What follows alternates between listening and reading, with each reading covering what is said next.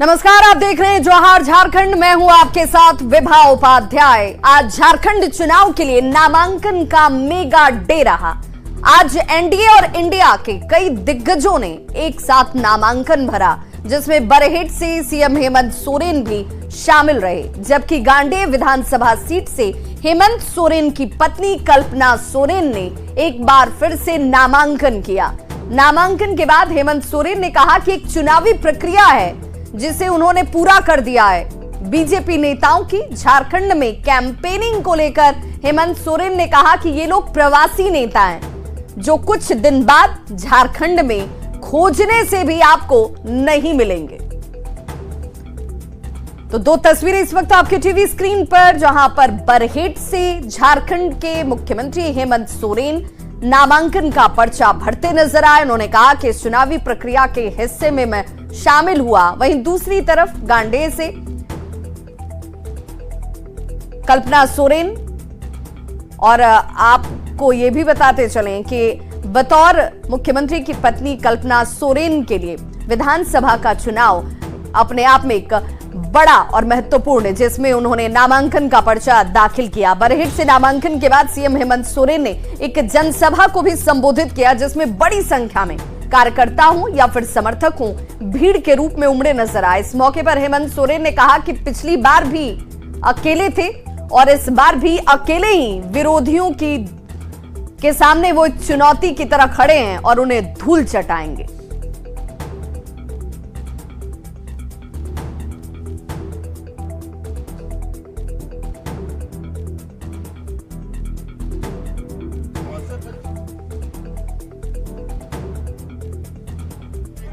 परंपरा है हमारा कि आज इनके बगैर हम नहीं, हमारे बगैर ये नहीं। तो क्या करेंगे जिस अकेले हेमंत सोरेन जी विरोधियों के खिलाफ रणनीति कारगर बना रहे हैं? इससे पहले और कौन लड़ा था? उस समय भी हम अकेले ही लड़े थे। उससे चिंता करने की बात नहीं है, उन लोगों को घूमने दीजिए। सर, तो सिर्फ बरहेट से लड़ेंगे कि कोई और भी? आप दो जगह से लड़ते हैं सर, इस बार है अच्छा, दो जगह से पहले लड़े थे, भूल गए थे। देखते हैं क्या होगा, चिंता मत। तो बड़े चुटीले अंदाज में हेमंत सोरेन कहते नजर आए कि अच्छा, पिछली बार दो जगह से लड़ा था क्या मैंने, लेकिन इस बार मैं अकेले ही काफी हूं और धूल चटा दूंगा सभी को। तो हेमंत सोरेन ने आज बरहेट से नामांकन का पर्चा दाखिल कर दिया। नामांकन में अपनी संपत्ति को लेकर जो शपथ पत्र दिया है उन्होंने, उसके मुताबिक हेमंत सोरेन के पास मात्र 45,000 रुपए नकद। सीएम हेमंत सोरेन के पास एक कार है।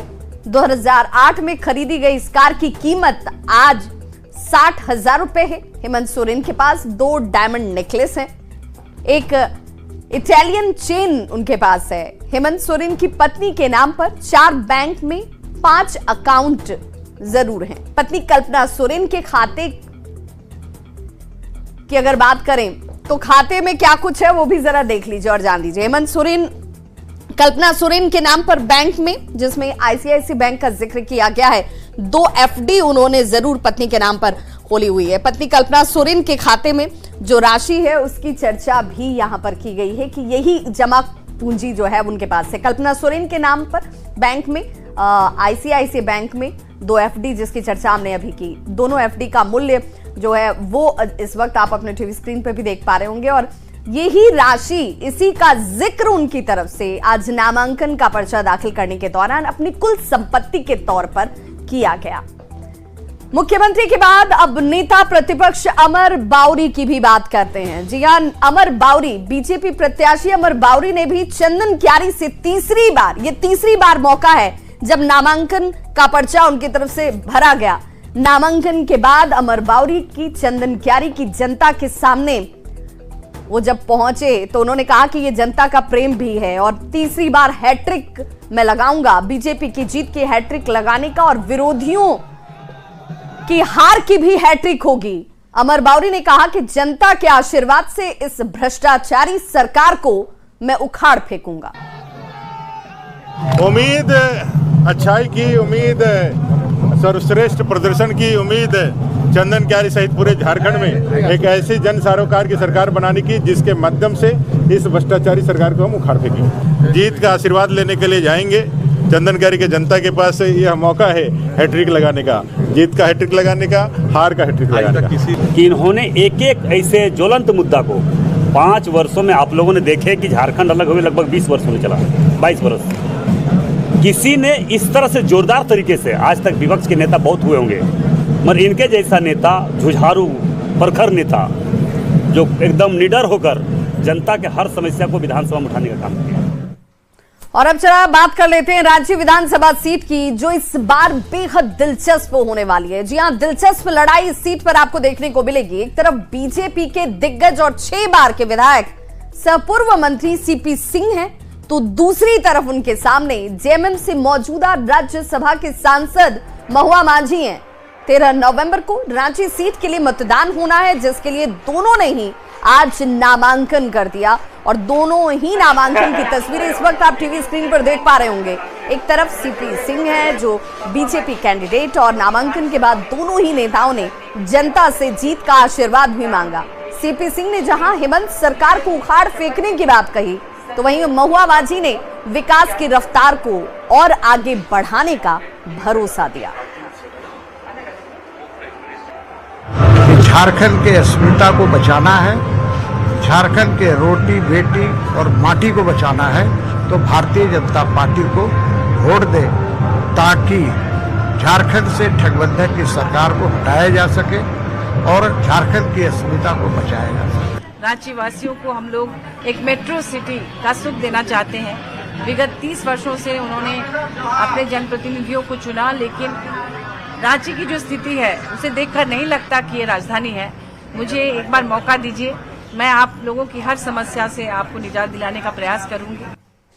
तो खूंटी सीट से बीजेपी उम्मीदवार नीलकंठ सिंह मुंडा ने अपना नामांकन दाखिल किया। आपको बता दें कि नीलकंठ सिंह मुंडा ने 6ठी बार खूंटी से पर्चा भरा है। नॉमिनेशन के बाद नीलकंठ सिंह मुंडा ने कहा कि अगर हमारी सरकार बनती है तो हम झारखंड का विकास करेंगे, लोगों को नौकरी देंगे। बीजेपी उम्मीदवार से खास बातचीत की न्यूज़ 18 संवाददाता जूली ने।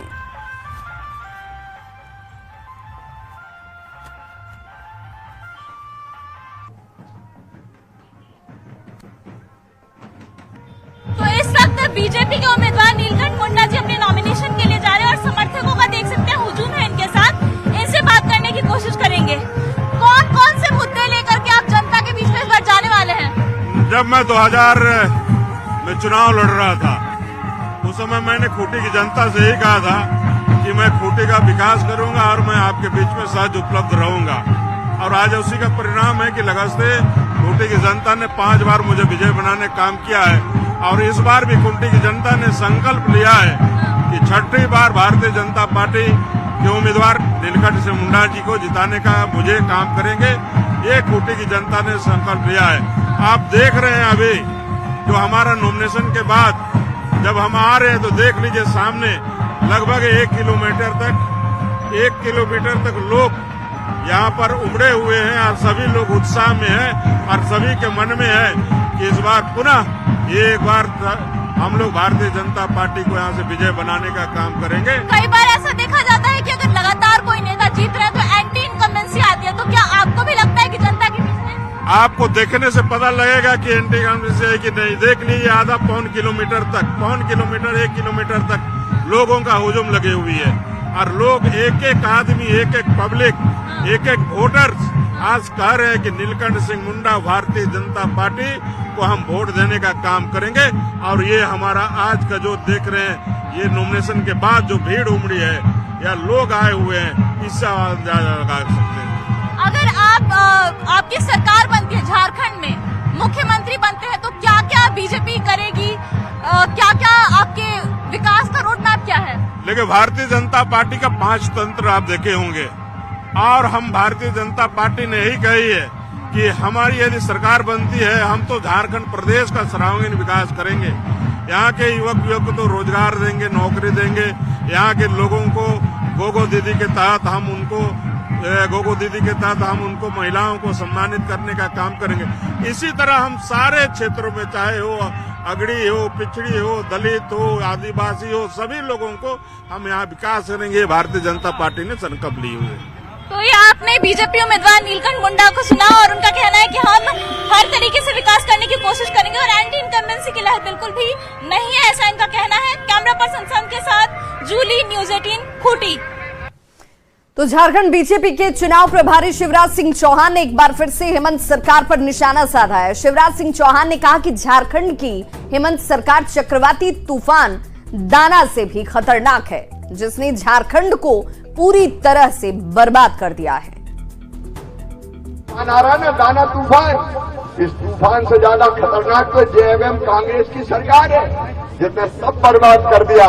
मेरे बहन और भाइयों, आई नामांकन के साथ इस सरकार को उखाड़ कर फेंकने का संकल्प लीजिए। और अब बात हाई प्रोफाइल विधानसभा सीट हो चुकी जमशेदपुर पूर्वी सीट की, जो रघुवर दास की परंपरागत सीट रही है। इस बार के चुनाव में जमशेदपुर पूर्वी से रघुवर दास की बहू पूर्णिमा दास चुनावी मैदान में उतरी हैं। बीजेपी के टिकट पर उन्होंने आज नामांकन कर दिया। न्यूज़ 18 से बातचीत में पूर्णिमा दास ने कहा कि चुनौतियों से लड़ना ही उनके लिए चुनौती है और महिलाओं और बेटियों के सम्मान में वो इस चुनाव में जनता की आवाज बनकर उतरी है।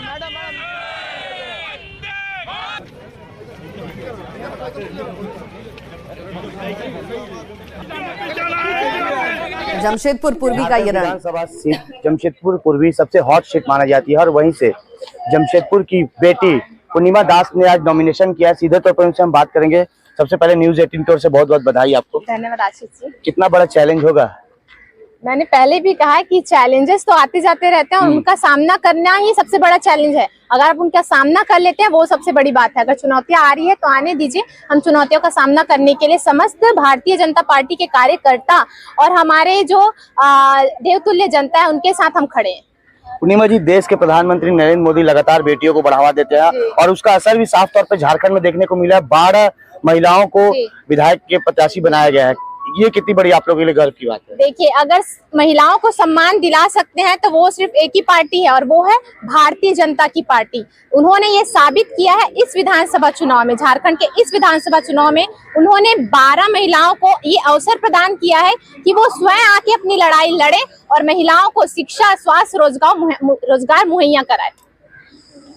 आपके ससुर यानी झारखंड के पूर्व मुख्यमंत्री और उड़ीसा के सह राज्यपाल रघुवर दास जी लगातार पूर्वी में कई ऐसे काम किए, आज भी झारखंड की जनता उनको याद कर रही है, तो क्या उस कमी को भी आप पूरी तरह से जी उनकी कमी तो कोई पूरी नहीं कर सकता। उन्होंने अपना पूरा 25 साल इस जमशेदपुर क्षेत्र को दिया है, इस झारखंड राज्य को दिया है, तो उनकी कमी तो कोई पूरी नहीं कर सकता। पर मैं कोशिश करूंगी कि उनके मार्गदर्शन पे चलकर मैं उनके जैसा वो तो नहीं बन सकती पर उनके जैसा बनने की कोशिश करूंगी। और जनता का जो समस्या है, उनकी भावनाएं मुझसे जुड़ी है, अगर उनकी कोई भी समस्या जमीनी स्तर पर होगी मैं उनसे तुरंत मिलकर उस समस्याओं का समाधान निकालूंगी। जनता से क्या अपील करना चाहेंगे? जनता से यही अपील करना चाहूंगी कि आपकी बेटी, आपकी बहू आपके समक्ष खड़ी है, आपके लड़ाई में आपके साथ खड़ी है, आपके सम्मान के लिए, आपकी सुरक्षा के लिए, आपके अधिकार के लिए, आपके हक के लिए वो सीधे झारखंड सरकार से लड़ने के लिए उतरी है इस मैदान में। तो जिस तरह मैंने पत्रकारिता में अपनी सेवा दी है जनता की आवाज को उच्च कोटि तक पहुंचाने की, तो मैं पूर्णतः कोशिश करूंगी कि मैं आपकी आवाज बन सकूं। तो ये थी पूर्णिमा दास जी, जिन्होंने पत्रकारिता के साथ साथ जो कई समस्याएं उठाई थी, आज उस समस्याओं को निजात दिलाने का दावा कर रही है। न्यूज़ 18 के लिए जमशेदपुर से आशीष कुमार। तो झारखंड के रण में बिहार के दिग्गज भी अब दम दिखाने के लिए उतर चुके हैं। चतरा में चिराग पासवान ने चुनावी सभा को संबोधित किया और अपने प्रत्याशी जनार्दन पासवान के लिए वोट मांगा। चिराग पासवान ने इंडी अलायंस के नेताओं पर आरोप लगाया कि लोग संविधान की हत्या के नाम पर आपको डराएंगे। उन्होंने कहा कि पिछले 5 साल में झारखंड काफी पीछे चला गया है। झारखंड ने पीछे की ओर रुख करना शुरू किया। जहां एक तरफ भारत के बाकी राज्य विकास की राह पर नई गाथाएं लिखने का काम कर रहे हैं, तो अफसोस के साथ हमें कहना पड़ता है कि झारखंड पीछे की ओर जाता गया। तो कोडरमा सीट से आरजेडी उम्मीदवार सुभाष यादव ने अपना नामांकन किया है। सुभाष यादव के नामांकन के बाद आरजेडी के राष्ट्रीय महासचिव ने उनकी जीत का दावा किया। बता दें कि 2019 में हुए चुनाव में भी सुभाष यादव ने आरजेडी की ओर से अपना नामांकन किया था, लेकिन झारखंड के किसी भी विधानसभा क्षेत्र के मतदाता सूची में उनका नाम नहीं होने की वजह से सुभाष यादव का नामांकन रद्द हो गया था। धरती रही है कोडरमा, यहाँ से हमारे उम्मीदवार की जीत सुनिश्चित है। हम लोग सभी लोग जीतेंगे। आपका देखिए, कोडरमा में जो भी लोग हैं, जितना यहाँ मिनरल्स है, जितना यहाँ माइंस है, उस हिसाब से कोडरमा का जो विकास होना चाहिए नहीं हो पाया है। तो कोडरमा के इंदरवा के लोकाई में बिहार विधानसभा में नेता प्रतिपक्ष तेजस्वी यादव ने चुनावी सभा की और अपने प्रत्याशी सुभाष यादव के लिए वोट मांगा। तेजस्वी यादव ने बीजेपी पर संविधान विरोधी, आरक्षण विरोधी होने का आरोप लगाया।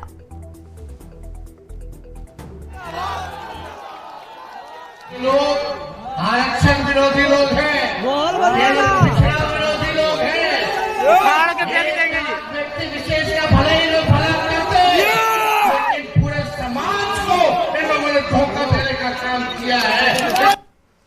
तो विधानसभा चुनाव के पहले चरण के लिए आज नामांकन प्रक्रिया के छठे दिन कांग्रेस प्रत्याशियों ने नामांकन दाखिल किया।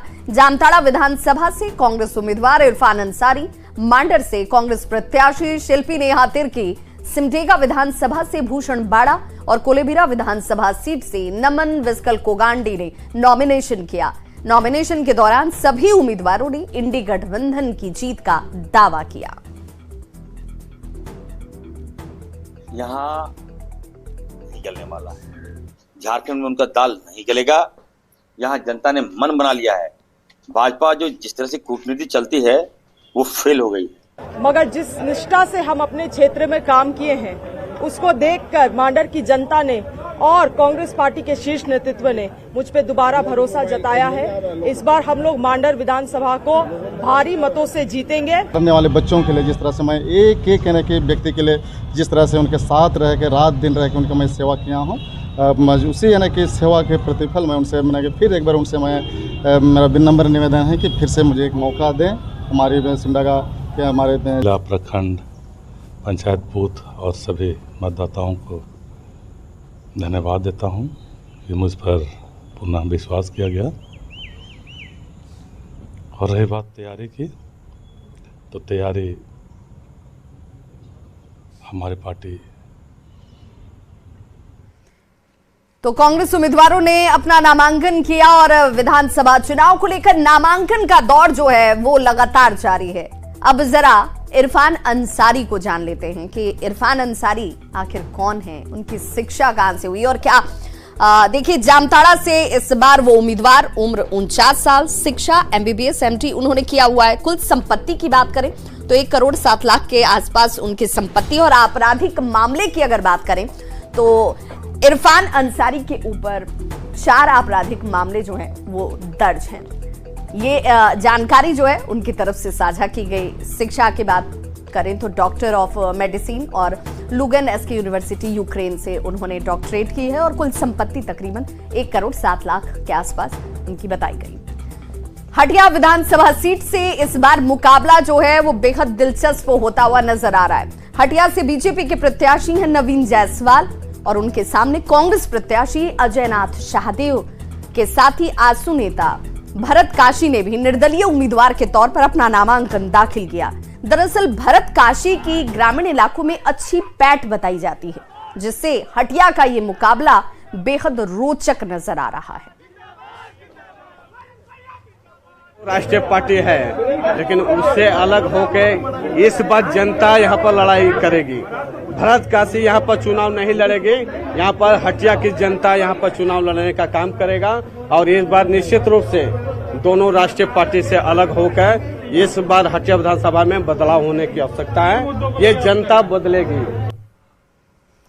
खबर धनबाद कोयलांचल से, जहां झरिया से कांग्रेस प्रत्याशी पूर्णिमा नीरज के आवास पर झारखंड कांग्रेस प्रभारी गुलाम अहमद मीर पहुंचे और उनसे जाकर मुलाकात की। इस दौरान दोनों ने विधानसभा चुनाव को लेकर चर्चा की।